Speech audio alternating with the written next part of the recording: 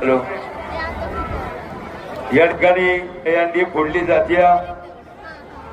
शेवटचा प्रयत्न रुद्र प्रताप संघ तुम्ही सर्वांनी टाळ्यांच्या गजरात स्वागत करायचे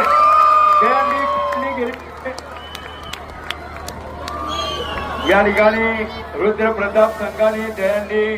फोडलेले आहेत आयोजक आहेत पैलवान हर्षवर्धनजी पायगुडे नगरसेवक संतोषजी खोपडे साहेब